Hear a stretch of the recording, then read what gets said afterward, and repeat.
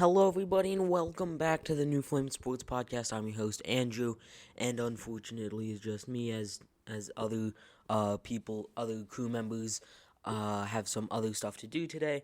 But I've got a jam-packed episode for you guys today. There's been so much news and just really fascinating stuff going on in the sports realm. There's stuff to talk about in all four major sports: NFL, MLB, NHL, and NBA. So I'm really excited to get into that. But first, a new thing that I thought of this week. Question of the week, question of the episode, whatever you want to call it.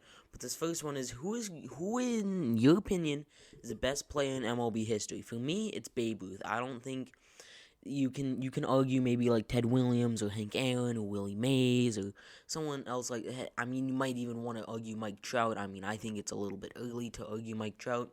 But once his career is over in another, 6 to 7 years, I think he might go down as the best player of all time. But as of right now, for me, it is still Babe Ruth. He is the league leader all time in OPS plus, which is a era and perk adjusted stat where 100 is a league average, and he had a 216, which is double the league average, just over. And the closest guy next to him was Ted Williams at 191. Granted, he had to take like 4 years off to go serve in the military. By the way, happy Memorial Day to anyone out there. Yeah. So, but had Ted Williams not taken that time off to go serve in the war, maybe he would be the league leader. But I still think Babe Ruth, he's the all-time leader in war, I'm pretty sure, which is another great stat that really measures how valuable you were to a team. So I think it's Babe Ruth. Some may argue Hank Aaron, some might argue Willie Mays, some might argue Ted Williams. But to me, it is Babe Ruth. He's just such an offensive powerhouse back in the 1920s and 30s that it's hard not to say he's the best player of all time. So, yeah, let me know in the comments below. If someone agrees, disagrees with me, you, whoever. Maybe we can break it down next episode, and leave your suggestions for the question of the week, question of the episode in the comments below as well. I want to, maybe next week we'll talk about, like NHL and NBA playoffs. Who do you think is going to win that? Although I'll break that down a little bit later this episode. Let's start it off with the NFL news. The OTAs have started, which you don't know what that is. It's basically just a way for players to get back to football, get back, in shape. It's kind of like it's not really the spring training of the NFL, but it's what does OTA mean in football? I'm pretty sure it means like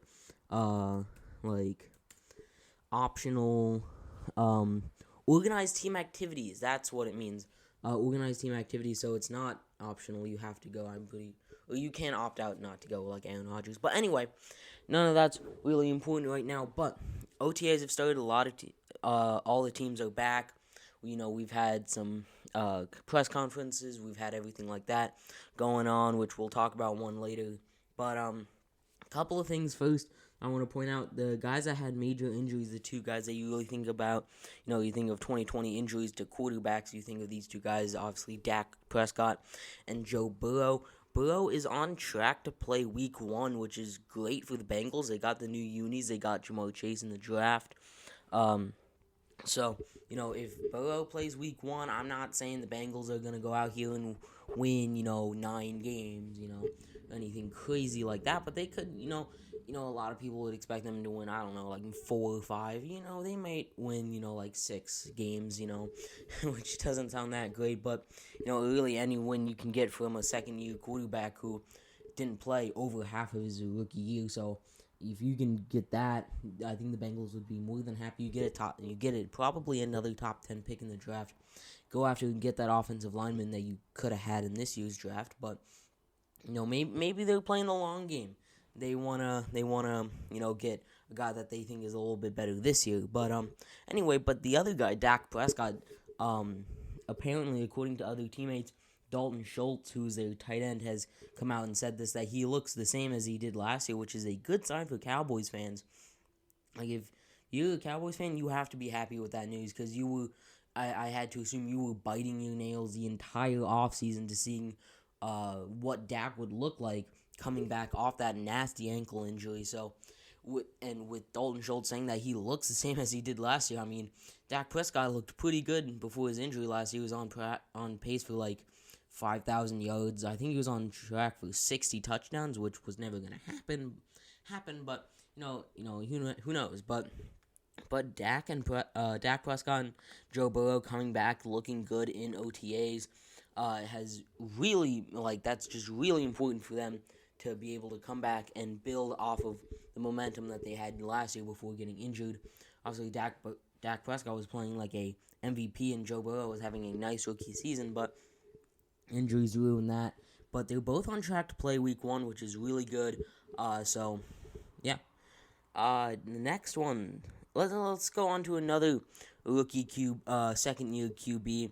Tua Tagovailoa of the Miami Dolphins. Now, a lot has come out about him. People have said, obviously he has a lot to prove this year. People have been saying this with a lot of guys like Daniel Jones, Drew Lock. People were saying it with Drew Lock last year, but they no longer have a reason to, be as bad as they were. Look, Tua has the weapons. He got He got Jalen Waddle in the draft. He had Devontae Parker last year, and he had Mike Gesicki at tight end, top 5 tight end. I said it. And then you add Will Fuller in free agency, who is a dynamic playmaker, can stretch the field much like Jalen Waddle can, and there are no more excuses for Tua. Like last year, you could say, his wide receivers were hurt, which is true. Preston Williams got hurt in like the second or third game Tua played. Devontae Parker got hurt. Mike Gesicki got hurt in the Chiefs game. He was out for a game. Running back play wasn't the greatest, which was true, but still, Myles Gaskin and Savon Ahmed were serviceable last year. Then with the additional Malcolm Brown this year, I think that would be great to have that three-headed monster in the backfield. I mean, it's not the greatest, but anyway. But you know what I'm trying to say. But for Tua this year, there are no more excuses. You have all these guys around you. You have a decent enough offensive line with some more young guys like Solomon Kinley, Austin Jackson, who was their first-round pick, one of their 3 first-round picks last year. Robert Hunt. You got a decent enough offensive line to succeed, and this is the year where you have to make that jump from your first to second year. And all these thoughts Tua knows. He's a very smart quarterback. Very rarely did you see him make mistakes. Did he hold on to the ball a little bit too long last year? Yes. Did he miss a couple of throws? Yes. But the one thing that he did very well was he limited the number of interceptions. I think I can count on 1, maybe 2 hands the amount of interceptions he had, and for 9 games, that's pretty impressive. And one against the Pats, that shouldn't even count. The one that J.C. Jackson got, he got hit from behind. That's not really Tua's fault. And then even the one that he threw against the Chiefs, the one where he was going for Jakeem Grant. Grant had it. He had it. He just dropped it, and then Tyrann Mathieu came in and picked it off. But this isn't what I'm going for.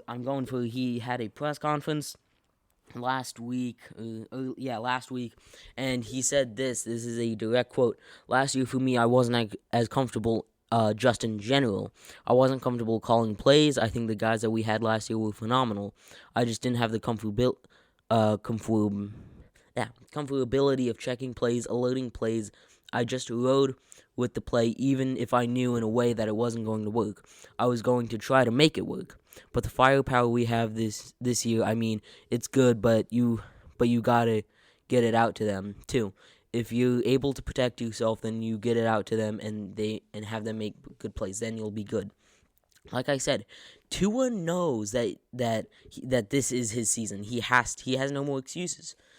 And I think this year you're going to have minicamp, you're going to have OTAs, you're going to have all this stuff. You're going to have a preseason to really learn the playbook better, to make sure that you can call out, be like, guys, this defense, I don't think it's gonna work, because he is a master at reading defenses. You think back to Alabama and even last year, like you could tell that he knew what the defense was doing, but like he said, he just wasn't comfortable with changing the play at all, to adjusting. He just wasn't, he wasn't adjusting when he knew he should have. But I think this year, I really have full confidence in Tua as a Dolphins fan, so I'm excited for what this season can handle. So Tua coming into this season, man, this is your season. This is it. If you don't do it, the Dolphins might look to draft a quarterback, might try to ship you off with someone. So this is the price of not speaking out. And he's got all the media attention on him. He's got all this for being a top 5 pick. And if he doesn't produce this year, this may be it for Tua Tagovailoa in Miami. So I hate to see it. I love the guy, but if he does not perform this season, this might spell the end of his 2 seasons in Miami. Moving on to another quarterback, one guy that's been in the league for a while, the reigning MVP, Aaron Rodgers. He did not report to OTAs, and this has been a recurring theme since the first night of the draft. He wants out of Green Bay. Everyone knows it. It's not a surprise or anything. And, not reporting to OTAs really shakes it up, because you have to think, if you're a Packers fan, if Rodgers doesn't get traded, or they trade for a wide receiver, or somehow get a better wide receiver as their number 2, would he opt out? Would he like I said, would he opt out? Would he do this? Would he do that? Would he, all these questions running through your head. And to me, I personally think that if the Packers don't do something for Rodgers, he's going to opt out of the season until they do something. Now, there is one big thing that they could do that I'll talk about a little bit later that could really help Aaron Rodgers this season and would really make him happy. But, if they don't do it, then he does opt out, I think. And even because it's not like this is his 4th year. It's not like he's Deshaun Watson and he hasn't made enough money that if, say, these allegations against Deshaun Watson didn't happen and the Texans still refuse to trade him, then it's not like he wouldn't not play. Aaron Rodgers has made more than enough money in his career that he could afford to sit out for 1 season. Yes, that hurts his Hall of Fame case. Yes, it hurts this and that. Aaron Rodgers is already a lock for the Hall of Fame, but still, it would get the media to not like him. It would get the fans to not like him. And I think that even though Aaron Rodgers knows what he would be doing, I still think that he might opt out of this season if the Packers don't do something to make him happy, whether that's trading for a wide receiver, whatever it is, bolstering up that offensive line maybe even. But now on to what everyone wants to know. Do I think he's going to get traded? And my answer is no. I don't think he gets traded for this reason and this reason only. I think the Packers are going to trade for Julio Jones. I think this fit just makes too much sense for the Packers not to do. Look, you have a wide receiver who, in some people's opinion, is still the best wide receiver in the game. Is he the best wide receiver in my opinion? No. Is he still top 10? Yes. Is he still top 5? Maybe. But after injury-plagued 2020, and he's frustrated in Atlanta. Atlanta doesn't want to pay him because they're a rebuilding team, and they're already near the cap hit, or salary cap. So if they don't move him, they won't have enough money to sign their rookies next year. I think that's how bad it's gotten for them.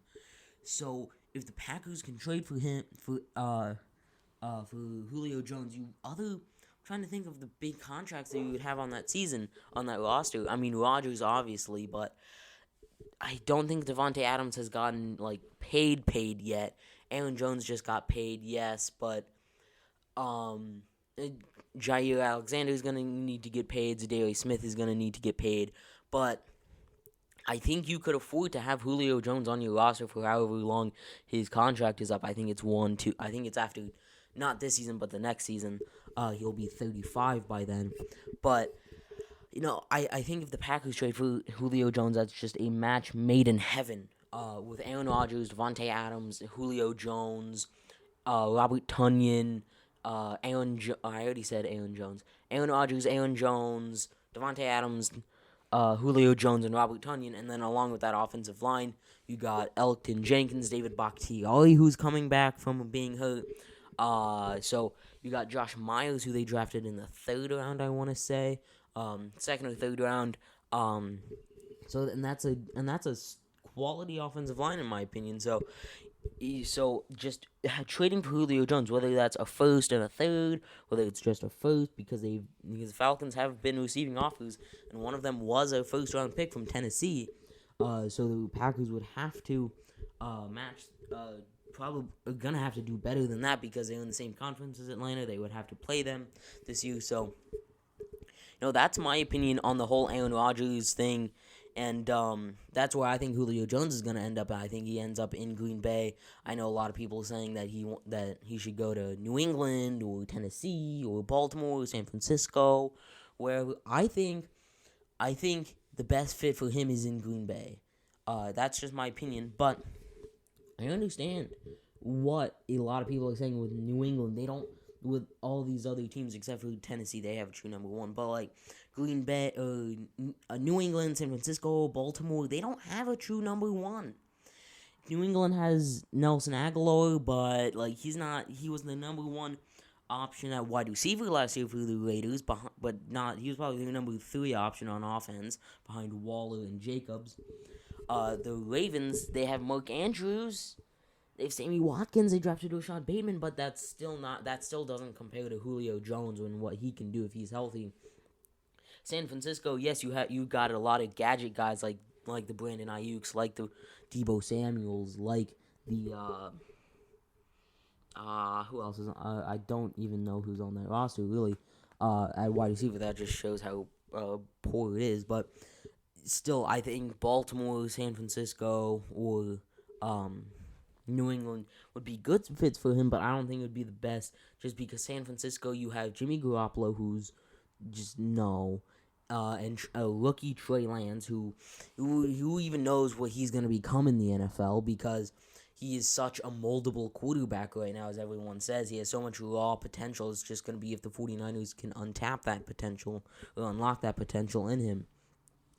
And then New England, you have Cam Newton, and Mac Jones. You know what you have from Mac Jones. The question is, what is Cam going to be this year? And to be honest, no one knows. No one knows right now what Cam is going to be this year. And then you have Mac Jones, who everyone outside of New England just thinks he's going to be bad. And, I understand that. It's Mac Jones, he just does not look like an NFL quarterback that's ready for today.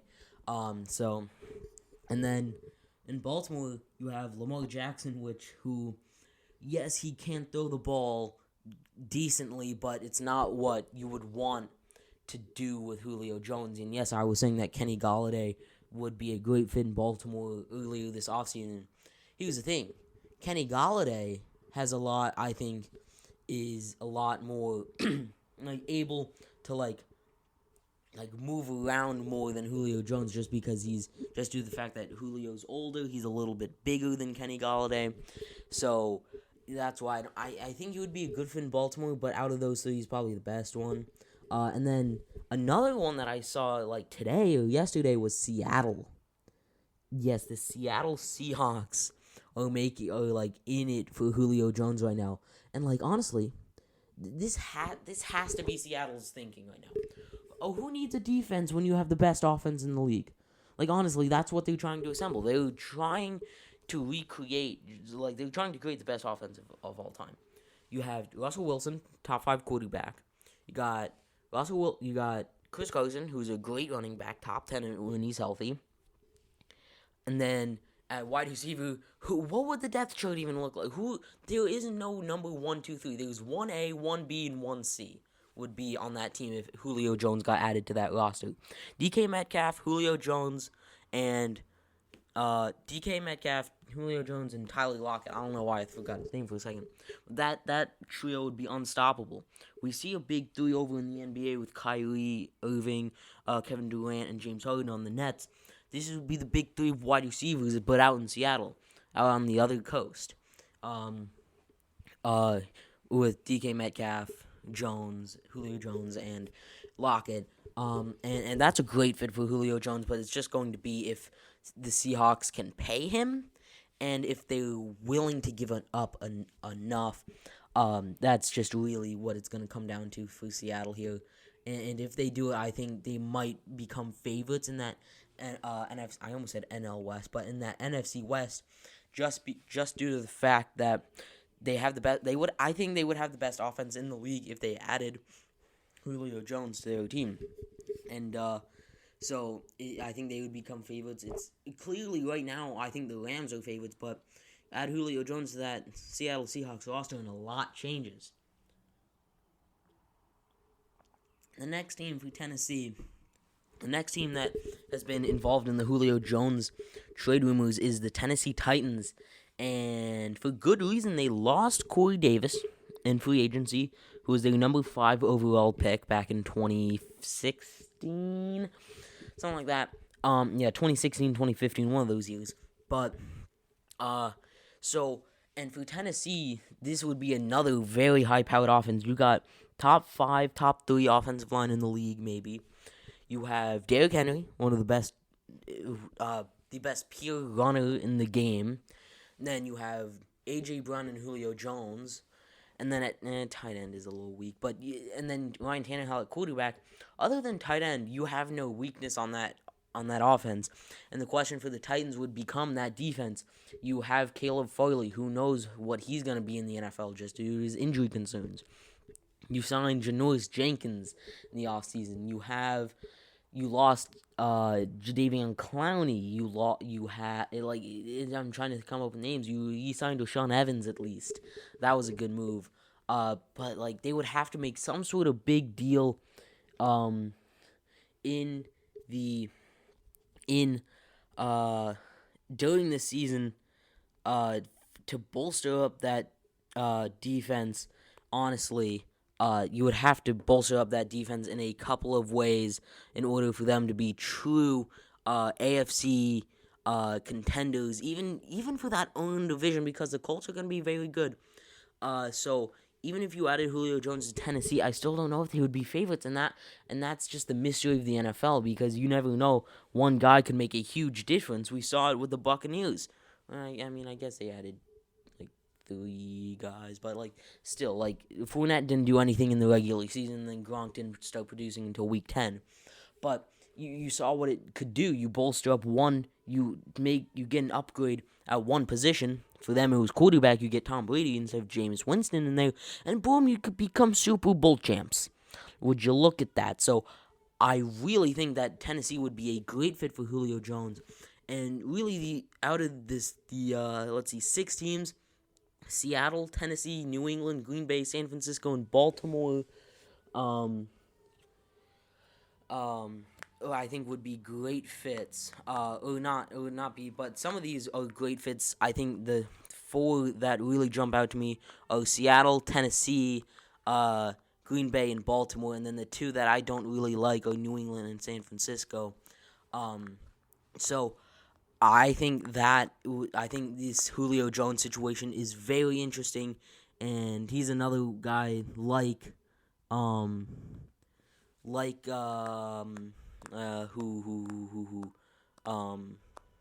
Rodgers, who didn't report to OTAs. I think Julio Jones didn't report, but he's another one of those guys who's very interesting case and could go wherever, and he really controls his own destiny right now.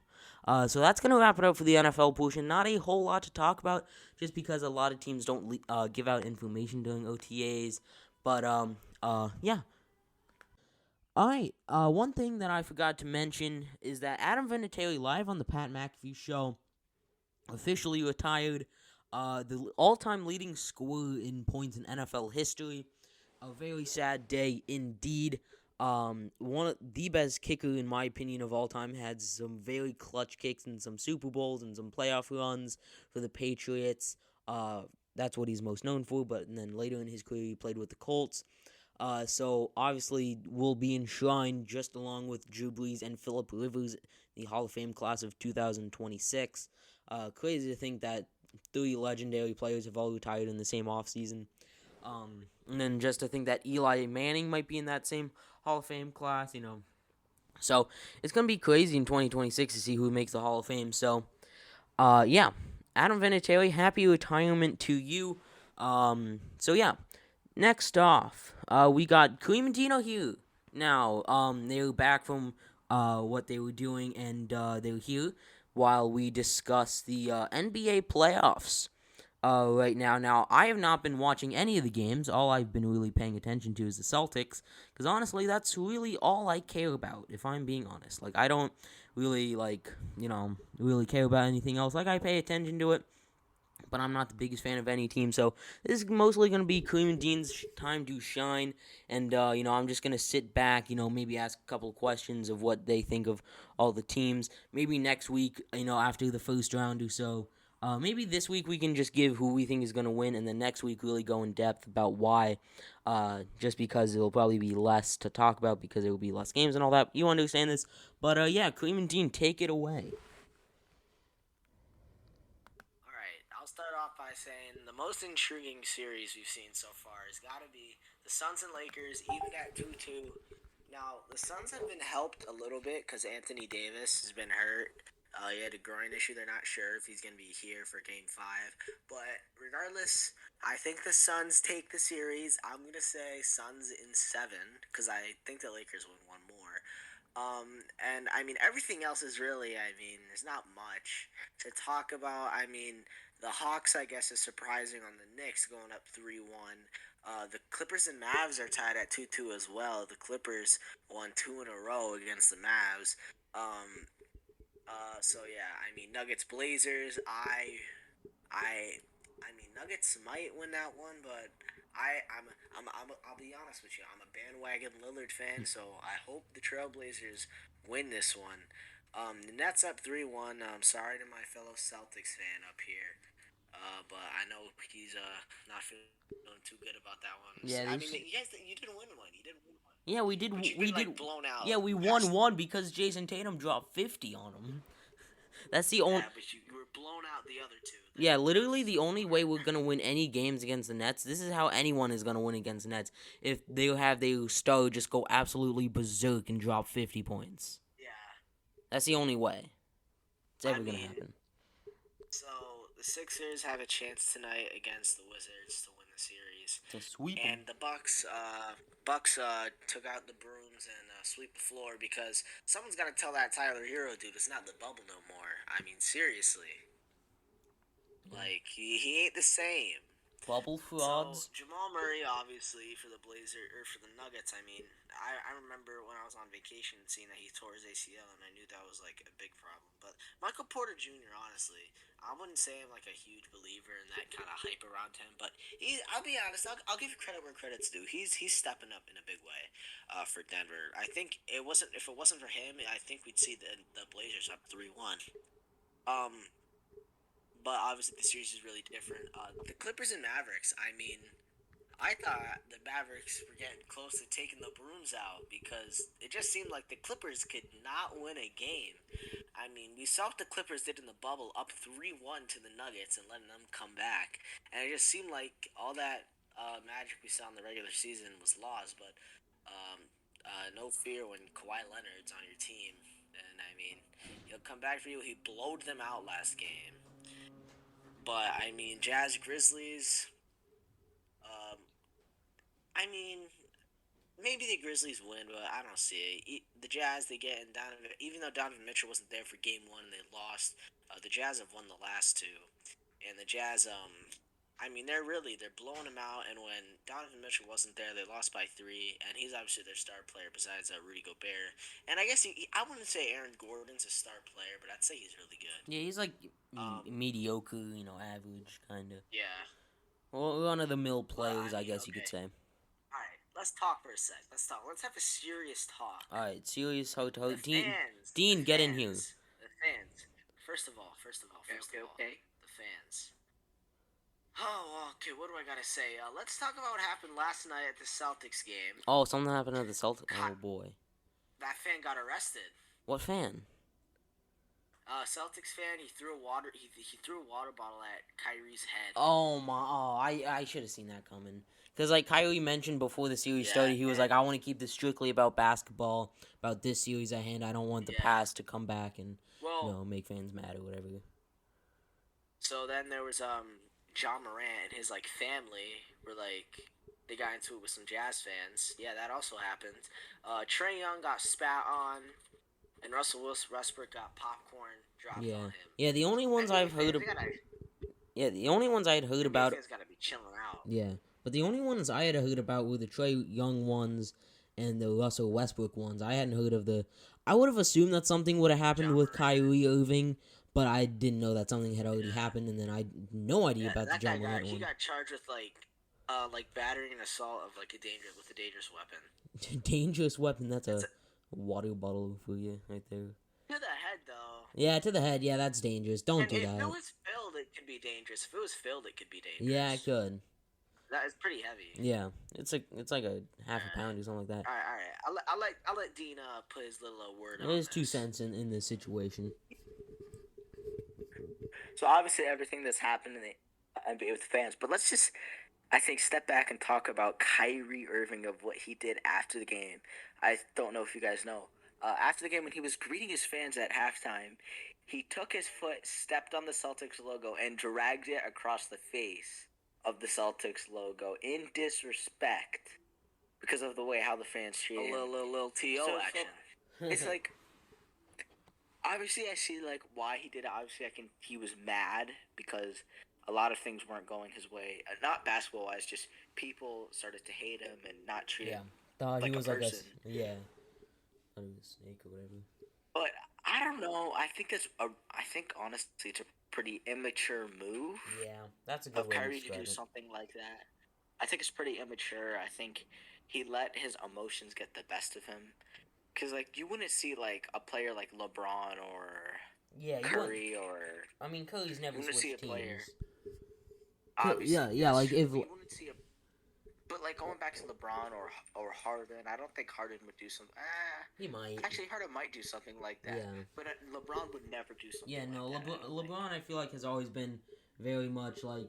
Even if you guys don't like me or you guys disrespect me, I'm always going to respect you back for what you've done for me, even though there have been like some times where like a fan has been really mean and he's like been like, hey, be quiet or whatever, but like that's only in the very extreme that he's ever done that.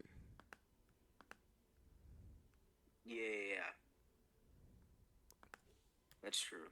So I think just overall I just think overall these fans right now are being very immature about what they're doing right now, and then that Kyrie Irving situation, like you said, was just not good. Not cool. Yeah, not cool. But I see you guys gotta leave here soon. But before you go, who is your take? Who is your take for who's gonna win the NBA Finals this year? My take is the lone and behold Phoenix Suns. I know a lot of people. I know a lot of people have them to get knocked out in the semis or whatever, or the conference finals. But I think when you have a team that consists of Devin Booker, Chris Paul, DeAndre Ayton, Jay Crowder, Mikal Bridges, there's obviously the 2 big stars, or I guess you could say big 3, and DeAndre Ayton, Devin Booker, and Chris Paul. But then you have some really nice role-playing guys like Mikal Bridges and Jay Crowder for the most part. So I think if they do it right, and obviously I forget their coach. I forget his last name. His name is Monty something. Talking about how he's going to sit Chris Paul in Game 4. Like, why would you do that? Like, I didn't go too much in depth. I don't know about the situation, but I don't really see why you would want to sit your star player in a playoff game. Yeah. Even if he's had I think I've seen something like Chris Paul's had, like, even if, like, he's had a history of, like, not performing in the playoffs, like, even if that is the case, he's your star player. You don't throw away the You game. gotta play your star player. Yeah. It Yeah, kind of reminds you of Jalen Hurts situation back in Week 17 of this past NFL season. Even though the Eagles weren't playing for anything, yeah. it's just eerily similar in a way. It's like benching your starter just because something might happen with that. So, anyway, so Kareem and Dean are gone. Thanks for them to stopping in for that NBA section right there. Still got two more sports to talk about, and but before we move on, I'm gonna give you who I think is going to win some of these playoff series, who I think is gonna win the finals, really, and one team that I just don't think that that a lot of people are talking about right now is the Blazers. I think that with Damian Lillard, CJ McCollum, I think those two can carry them a little bit, but I don't think it's going to be enough to get past a team like Dean said, like the Suns or the Lakers, or even like the Clippers or anyone like that. So, but the one team that I have winning it all, I know this is really repetitive. Everyone is saying it. Everyone's been saying it since the James Harden trade, but Nets are. I think the Nets. I think the Nets are gonna win it all. They just have too much talent on that roster. It should honestly be illegal. And from seeing, and even though I said I haven't watched the games, but I've watched the like the highlights of the Celtics games, and just the way that that Kyrie, KD, and James Harden work together on the court. It's really something that you want to see happen more. Even if it's at the expense of your own team. But I think the Nets are going to win it. You obviously have the big three, like we've been saying. Then you got guys like Joe Harris. You got Blake Griffin. You got the guy that they signed out of Europe. I think it's like James something. I don't know his name, but he was like one of the best European players, and then he got signed to the Nets. And he's he was playing pretty well in the regular season. But I just think the Nets they're just way too good to lose, to my opinion. But dark horse team to make it a little bit. I'm not sure if they're gonna make it all the way to the finals, but is the Blazers. I think that not a lot of people are giving them enough credit for really only having one superstar, and then after that you have a pretty good player in CJ McCollum, and then to my knowledge you don't really have guys that like they have good role players, but nothing really past that. So I think the Blazers are my dark horse, and then my favorite right now, other than Brooklyn Nets, they're just too good not to win at all. So, and and then my opinion on what the fans were doing, like, man, we've seen this before. There have been situations. Just my one message to all these fans that are thinking about doing, like, oh, this would be such a good idea. Don't. I'm taking the mic cover off for this one. Don't do it. Like, I'm sorry, I hate to use this word, but it's so dumb and stupid. Like, dude, you're gonna get arrested for this. It's not worth it. Getting revenge on a team that you want to lose. Yes, I understand that you're mad that your team, everyone, like the Knicks fans at Trae Young, like, I understand your team was cast off at the beginning of the season, and then you've come so far. Yeah, I saw it as a Dolphins fan. We were written off at the beginning of the season. Oh, Ryan Fitzpatrick's bad. Tua, he's a rookie. He's coming off a hip injury. All this, defense is nothing special. Not all this. Offense is bad. All this, and then we were one game away from the playoffs, and then the Knicks is very much the same. It's like everyone cast him off the season. Oh, Julius Randle, he's a buzz. OJ Barrett hasn't been good. All this stuff, and then you finally make it to the playoffs, and you're like, we have a chance, and then Trae Young comes out here and hits a buzzer beater game winner in game one, and you get mad. Like, I understand, like, you can be mad, but that's not worth spitting on a guy over it. Like, come on, man. Like, no, don't. And then with the Russell Westbrook one getting popcorn thrown at him, why would that 76ers fan do that anyway? You literally gotta sweep them. Like, you had no reason. Other than, unless you want to get arrested, there was no reason to do anything like that. Like, that your team is better. That you're gonna sweep them, if not win in 5 games. And it's just so dumb and stupid and immature. Just like if you even thinking about doing it, just don't. Just please no. Just stop it. That. So NBA news. Like I said, next week we'll have more in depth because there will be less games to talk about because more series will be ending here in the next couple of days. A lot of teams, a couple teams up 3-1 in the series, a couple series tied at 2-2. So, yeah. Anyway, on to the NHL playoffs, and all the times I say NHL, I'm gonna have to slow down because saying NHL fast is not, it just doesn't work with me. So anyway, but on to the NHL playoffs. This fight for the Stanley Cup is on, and I have not watched really any hockey this year. I wanted to, but I just didn't for some reason. So I'm sorry for that. But as the playoffs get, as less teams and it gets more intense, hockey is one of those sports. It's like when it's intense, it's a must-watch game and moment. So as less as the playoffs go on, I will be watching it. I'll probably be watching most of the Stanley Cup Finals. So be on the lookout for that. For me to be actually, taking notes. But anyway, Stanley Cup playoffs. We've had a lot of teams moving on. We got a lot of teams, being eliminated. That to me, I thought that they were really good. Like the St. Louis Blues example. St. Louis Blues, you won the Stanley Cup, did you not? But the Blues, you won it 2 years ago, I think, and you're getting knocked out in the first round. I understand a lot can happen in 2 years, but still, come on, you should be better than that. And to the Avalanche, who to me have just never been really relevant, ever, to me, I don't know, man, just something doesn't sit right with that with me. And then, so they get eliminated to the Colorado Avalanche. Vegas Golden Knights win their series against the Minnesota Wild. The Toronto Maple Leafs and the Canadiens actually go to playing Game 7 right now, I believe. So if you want to go catch that, or by the time this is up, never mind. But right now, if you're somehow listening to me right now at 7:14 p.m., go ahead and feel free to tune into that game. It's going to be a good one. I might throw it on while I eat dinner here. Winnipeg Jets move on against the Houston Oilers. Wait, no, not Houston Oilers. I think the football team. Where are the Oilers from? Edmonton. The Edmonton Oilers. Yes, I know hockey. Sweep them. A lot of sweeps and 4-1s I'm noticing, which is kind of weird, but normally you see some fight from a lot of teams. Moving on to the Eastern Conference, I believe that's what it's called in hockey. Got the 3 seed moving on against the 2 seed. Tampa Bay Lightning. Like I said, you won it last year. You should be able to win at least one playoff series. They beat the Florida Panthers. Then the Carolina Hurricane beat the Nashville Predators.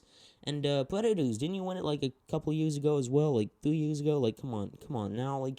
You get 4-2. Come on, you gotta be. I shouldn't be saying anything. Moving on, my Boston Bruins, who is a team I'm rooting for. They were actually my second team. My first team was Penguins. My mom is a Penguins fan, and I don't know hockey that well, so I just went with that team. But the Penguins got eliminated by the New York Islanders, a 4 seed to a 1 seed. Big upset, probably the biggest upset here, unless the Canadiens can beat the Maple Leafs. But Islanders beat the Penguins in 4-2. One thing about that series that I noticed was that there was a time where the entirety of both teams got sent to the penalty box. That was pretty funny. But Zeno Chara, I think that's his name. Chara, that I know his last name. Chara does not get revenge on his former team on the for the Capitals against the Bruins, as the Bruins win it 4-1, and they'll be playing the Islanders in the second round. Some second round matchups, like I said, you got Bruins and Islanders. Boston already has a 1-0 series lead. The Tampa Bay Lightning are leading the Carolina Hurricane 1-0 right now.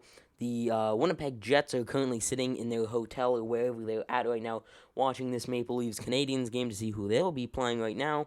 And the Colorado Avalanche currently leading the Vegas Golden Knights 1-0 in the series. So yeah. like I said, I haven't been watching any hockey this year, but I will be watching some as down the stretch here for the Stanley Cup playoffs. I'm just gonna throw it out here. I say the Winnipeg, Colorado Avalanche and Bruins meet in the finals. I'm gonna say Avalanche win it in 6. That's my predictions. Colorado Avalanche beat the Boston Bruins in 6 games in the Stanley Cup Finals. I said it. Boom. I'm going to be watching hockey. I got to see if this prediction comes true. As you know from earlier in the earlier on shows during the NFL season, I was the master of predictory. So let's see if we can do it here. By the way, I think for the NBA, I think the Nets beat the Lakers, by the way. I really just came up with that on the spot, didn't I? Let me put some thought into this. The Suns are really good. I'm gonna go with Nets over the Suns in 5. For the NBA, and then for NHL, I got the Avalanche over the Bruins in 6. Those two right there were just completely guesses. Besides the Nets one. So anyway. But yeah, like I said, those two sports I haven't been watching at all this year. But as it comes down in the stretch to the finals, I'll be starting to watch them more. So be on the lookout for that for more in-depth notes about the NHL and MLB, and not MLB, but NBA playoffs. So yeah, I hope you are ready for that. And we're on to our last segment for the day, MLB news.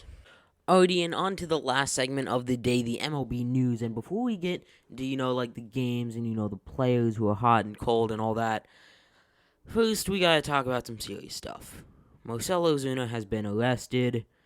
And, Braves fans, I'm sorry, but, yeah, no, I'm just sorry. And, I'm sorry for the fans, not the guy, to be honest. What Marcell Ozuna did was wrong. It was awful. It's awful. He was charged for abuse, I think battery as well.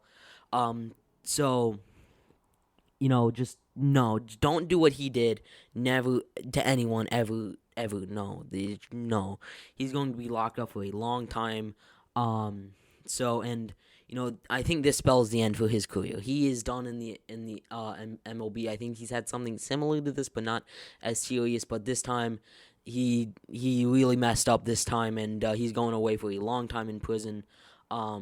If he's found guilty, which I think he is. So his career is done.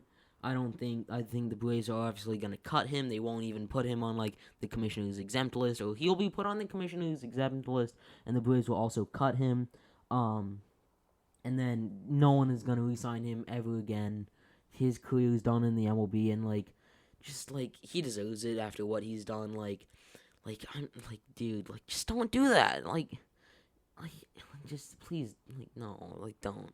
But anyway, after we got that all done, let's get into some good news to lighten up the mood. A couple days ago, Javier Baez, El Mago, which means the magician in Spanish. Crazy play. I mean, how does someone do this? He hit a nice little grounder to third. You think, it's a routine ground ball. He's going to be out of first. First baseman, it's a bad throw, draws him off the base, and that's the key to this whole thing. It's a bad throw which led the first baseman off the base, which I think was Colin Moran. And so he came off the base. Then Baez ran back to home. He was so confused. And the first baseman ran after him. Even though he was right next to the base, he ran after Baez and was just tagging the base and getting him out. And so Baez ran home, and the first baseman was confused. And then Baez signaled for the guy at third to come home. He barely beat the tag from the catcher, and then Baez went, and then he ran to first. He should have been out, but I think he just, the pitcher, second baseman, whoever was covering first base, as when they went to catch it, their glove moved down a little bit and he missed the ball, went into right field, and then Baez went to second, and then there was bad throw, and then the announcer was like, "Keep going, they can't get him out." It was a pretty funny moment, for sure, And like that just sums up Pirates baseball. Like I'm sorry, Pirates fan. Like it's a brutal season for you. And just on top of that, so and yeah, so just to lighten up the mood off after the Marcelo Zuna news, Javier Baez, just El Mago, just definitely just showed it right there, showing why he almost won 2018 NL MVP.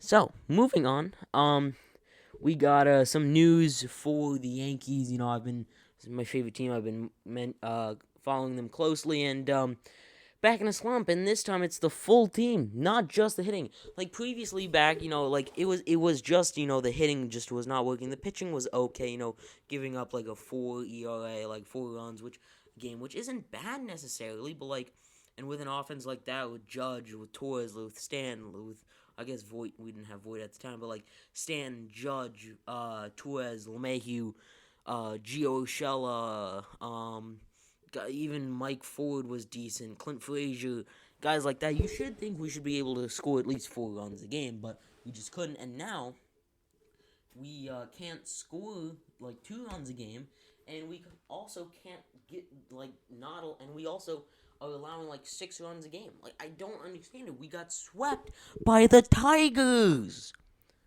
the Detroit Tigers. How does a team of that caliber, like who's supposed to be, like one of the best teams in the league, competing for a World Series, how do you get swept by the Tigers? Like I'm genuinely curious. Like, how do you get swept by the Tigers? But so the entire team is a slump right now. Corey Kluber got shut down for 4 weeks. No bueno. Like, no, bad.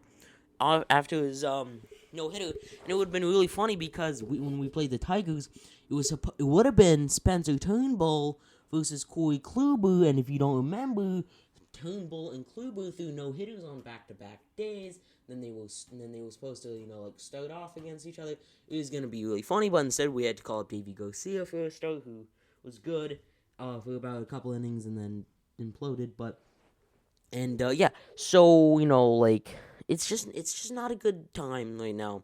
And so I'm just really hoping that just one game, one hit, anything will break us out of this slump and get us going again like we were against the White Sox, like we were against the Astros, like we were against, like, really from the start of May to up until, like, last week. So I'm really hoping that that can happen, but yeah. But yeah, so it's tough being a Yankees fan right now. But speaking of the AL East, Vladimir Guerrero Jr. My man's might as well be the Human Torch out here with how much he's on fire right now. Currently, he might if the season will end today, he might win AL MVP. He has a serious chance right now to win the Triple Crown, which would be the first Triple Crown winner we've seen since Miguel Cabrera back in 2012. And he's hitting for average, he's hitting power, he's driving into runs, which is exactly what he did in the minors. There was a season in the minors where he hit 400. This is a guy that knows how to hit. This is a guy that knows the game of baseball in and out and knows what to do at the plate, knows what he is and knows what he can do. And Blue Jays fans, like, you got an exciting future with Vlad Jr., Bo Bichette, Kevin Biggio, Lourdes Gurriel Jr., Teoscar Hernandez. Like, even the next couple of years of Randall Grichuk might be okay, who's been a really good outfielder for you this season. I think he's hitting like 280, I think like 7 homers, like 15 or so OBIs, like pretty solid for Randall Grichuk. And and the Blue Jays, like, you've got a great future. Catcher could use a little bit of help, but other than that, that team is great. And then you got another guy that I wanted to talk about, Alek Manoah, who had a great first MLB start, 6 innings in a doubleheader, so that's 1 less than the game. No runs, 7 Ks, like that's a fantastic start for him. Along with Vlad Jr. on pace to win AL MVP, might win this Triple Crown. Just like everything is working for that Blue Jays team right now, and that AL East is a super tight race between the 4 teams. I'm sorry, Orioles fans. I think I saw a new losing streak, which when you're like skid or something. You only had like 14 hits or something like that. I'm sorry. I think it's like 10 games. You have 14 hits, which is like not good or something like that. Maybe it was like 8 games. I'm not sure, but still, like between the Red Sox, Rays, Blue Jays, and Yankees, this is going to go down to the stretch, and like I'm not sure if the Red Sox can keep up what they've been doing this year. Their pitching has to implode at some point. Yes, I know you get Chris Sale back, but like how can you really ask that bullpen and that pitching staff to really maintain how good they've been doing? And they have to cool down eventually. So, and then and then another close to race in the AL is the AL West. It's the last place and first place team are within 9 games of each other. Then the NL East is even closer, 6 games between the first and last place division holders. And the Mets have been dealing with injuries, and they've still been winning. Very reminiscent of the 2019 Yankees. I keep saying it to Carson, and anyway. And then you got the Nationals, who still have a great pitching staff. Who's got, by the way, the best hitter in the game, Juan Soto. Yes, I said it. Like, what? Don't yell at me. I said it. And then you got the Mets, like I said, who's been hurt, but once they come back, they might be firing on all cylinders. DeGrom's coming back soon if he hasn't already. And then you got the Braves, who just got destroyed by the Mets a couple nights ago on Saturday night. And then of course you've got the Phillies, who knows what the Phillies are gonna be. Honestly, like they've got Zach Wheeler, who's been fantastic for them, and then you got Bryce Harper, you got Rhys Hoskins, you got JT Realmuto, you got Didi Gregorius. You can go on, but that bullpen, man, it's just not good. And then you got the Marlins, who are surprisingly having a decent season, with breakout seasons from Jazz Chisholm whenever he's been healthy. Jesus Aguilar's been okay. Brian Anderson's been okay. Corey Dickerson, I don't think, has been fantastic. But still, like that entire division, I think, might be one of the closest divisions in all of baseball. And then one team that I want to talk about is the San Francisco Giants. When I did the MLB season preview, I said that they were going to be a sneaky good team. They are proving me right and more. They have been coming in to they were a stretch where I think they went like 8-2 something in 10 games, and they really showed themselves to be one of the best teams in all of baseball. Buster Posey's back to hitting at an elite level. Kevin Gausman is just insane now. I guess he's gonna win Cy Young, it looks like, with how he's pitching. Alex Wood has also been very good for them. Evan Longoria is starting to heat up. Brandon Belt's been hitting decently well. Mike Tauchman, who they traded for, has been hitting okay. They've just got a lot of guys that are hitting, decently or slightly above average, that are getting the job done. And when I said that they were going to be a sneaky good team, I really believed it, but I didn't know that they were going to be this good. And so, do I think they can maintain it for a full 162? Now, that's the part I'm not sure about, because, yes, you can have a great start to the season, but it doesn't matter how you're standing on Memorial Day when, at the end of the season, you've only won a total of 70 games. It does. No one's going to think back, they were the best team in baseball at one point, but, not anymore. And so no one's going to remember back to May. So Giants, you have to keep this up for a full 162 if you want to be taken seriously. And I think they might be able to. Buster Posey has found the fountain of youth. He's likely to be, if the All-Star game were to be today, he would be the starting catcher for the NL. Crazy to think that Salvador Perez and Buster Posey would be the starting catchers for the All-Star teams. That's a crazy thought. This isn't 2015 anymore, I assure you. But yeah, so that team, the San Francisco Giants, I really like that team, and I'm excited to what they can do. But so yeah, if your fantasy team is struggling right now, I got you. I can give you some guys that you might want to pick up, some guys you might want to drop.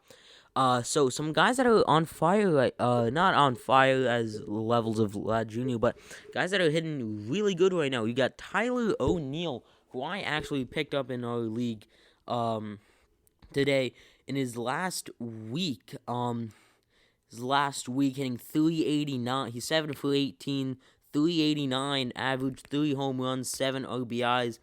Really, really coming into his own. The Cardinals have been really excited about, but he's just really never been able to put it together. And this year, it seems like he is. Another guy, Pavin Smith of the Diamondbacks. I knew this guy. I think back in 2019, something like that. He was hot for a little bit, but last week 13 for 22. That's a 591 average. No home runs, but 3 RBIs. And then you go back the past 2 weeks, 17 for 149 for 347, 1 home run, 2 RBIs. Even the last month, 33 for 107. That's a 308, 10 RBIs, 2 home runs. And then for the entire season, 55 for 190, 4 home runs, 18 RBIs. But really, as of late, he's starting to hit for average. Not driving in a whole lot of runs or hitting home runs or anything. But if your fantasy team is like mine and, this past week they hit 190, something like that, 207, I think a guy like that who's going to go 2 for 4 every day, for at least right now, is going to be, very good for you, for your team. And, yeah. And next guy, how I mentioned, Buster Posey and Salvador Perez would be the starting catchers in the All-Star game. Now, this guy won't be the starting third baseman for the NL, but Evan Longoria is going insane this past week. Including today, he's 11 for 25. That's an above 400 average. 11 divided by 25, that's a 440 right now. 4 home runs, 12 RBIs. He's going insane this past week. And even you want to go back 2 weeks, that's 14 for 43 for 326, 13 RBIs, 5 home runs and 15 home runs because he hit a 2-run homer today. So, if you're looking for a guy to, provide some power right now who's really, on a hot streak right now, Evan Longoria is your guy right now for third baseman. Pavin Smith, at least in my league, has first base and outfield eligibility. This is on Yahoo Sports, by the way. Yahoo Fantasy, and then Tyler O'Neill is an outfielder. And then one more guy is Eddie Rosario. And when he signed with the Cleveland baseball team, I was like, oh, this guy's going to be good. He had a down 2020. I was like, all right, he's going to come back a little bit, and he has not. But this past week, he's starting to pick it up. He's starting to hit for average again, starting to drive in runs. 8 for 22, home run, 7 RBIs, 364 average. Really solid for a guy who was not producing at all this season up until, the past couple of weeks. So, that's always good to see. For a guy that you signed in free agency who, wasn't having a great start, but is starting to find it out right around June now. And one guy that he's not, on my hot list right now, but, if he can keep this up, Miguel Andujar hit his first home run today, his first home run at Yankee Stadium since 2018. Don't let this guy get hot. I'm telling you right now, Miguel Andujar, if you let him get hot, it will be a mistake. The Yankees will end up having too many infielders, and Miguel Andujar might get shipped at the deadline. As much as I don't want to say that, I love Miguel Andujar. I love Miggy Two Bags, as they call him. I think he was top 10 or something for doubles in his rookie season, something crazy like that. He hit so many. He's power hitter. He hits for decent average, but don't let Miguel Andujar getting hot. I'm telling you right now, don't do it. Just don't do it. I'm telling you, and for a team that's their left field spot has been iffy this entire season, if Miguel Andujar gets going, then he will be just absolutely just he's gonna be insane for the Yankees. Moving on. To guys that are cold right now, we got Brandon Lau. This guy, he saved my fantasy team last year. He just went insane. There's a couple stretch. But right now, past week, 2 for 25, that's an .80 average. Just 2 stolen bases, just not good from him. really. He gets on base and like he scores an okay amount, but like even then, not as he was back in 2020, and just not good right now. So if he's on your team, I don't know if I'd recommend dropping him just yet because we know what type of hitter he is. He's gonna find it out eventually, but as of right now, I would definitely keep him on your bench. Next guy, we got Mike Yastrzemski. I know he is one of my dad's favorite players, but just right now he's just not hitting well. 6 for 22 in his last week. In the last week, a 273 average, no home runs, 2 RBIs, and just that's okay numbers. Like 273, it's okay, but like from a guy that hit 297 last year, I think he hit almost 300. The previous in 2019. You that's just really disappointing. And for a guy who's shown some power for that Giants team, just no home runs in the past week is unsettling to me. So I'm really hoping he can turn it around. Next guy, Ian Happ. Now this guy, like a week and a half ago, he was on fire. He would have been on the fire list, but really he's really slowed down. You can tell between the last 2 weeks he's 11 for 43, and the last week he's 3 for 18. Yeah, but in the last week, 3 for 18 with 167, 3 RBIs, no homers. Like, that's just not good from a guy that last year kind of like there was a stretch where you're like, okay, this guy could become the Cubs' everyday center fielder. And right now, it's just not looking like he's been able to do it. But Ian Happ is definitely a guy that if he was on my fantasy team that I would hold on to. If he was already on my team, I don't have him yet. I'm waiting for him to get hot again. But, he's a guy that if I had him on my team, I would keep him for now. But if he shows another, week and a half of being, not great, I would definitely drop him if I were you. And the next guy is Matt Chapman. Guys, guess what? I've always thought Matt Chapman was overrated. Don't call some baloney on that if you want to. There are people who maybe I haven't said it to, but like I've always believed that Matt Chapman just has always been an overrated hitter. Yes, he hit like 280 1 year. People just really just overlook the fact, or just really overestimate the fact that his glove can carry him to being the best third baseman in the league. He's not the best third baseman in the league by a long shot. Yes, he's a great defender, but for fantasy, fielding doesn't matter. And when you're hitting a 208 on the season, I'd rather not. In the past week, it's even worse. 188, 3 for 16, only 1 RBI. He's just not been producing recently. He went 0 for 4 today. So they chalked that up to 3 for 22 now. So let's do that. 3 divided by 22. That's a 136 average in the past week. That's just not good for a guy that you thought could once be the best third baseman in the league. And like I said, I've always believed it, but maybe I haven't said it because I knew I would get flamed by people who thought he was good. I've always thought he was overrated offensively. He's a great defender. No, there's no denying that, but he just cannot hit for anything really. So, that covered hitters. It's hard to do pitchers just because some relievers don't pitch for a couple of days. So yes, they had a 0 ERA in the past week, but they only pitched 2 innings, or starters sometimes they only get 1 start per week. So it's just difficult to really say for pitchers. So this hot and cold list will be only for hitters. However, if you want to put in, if you want me to start including pitchers into this, I guess I can.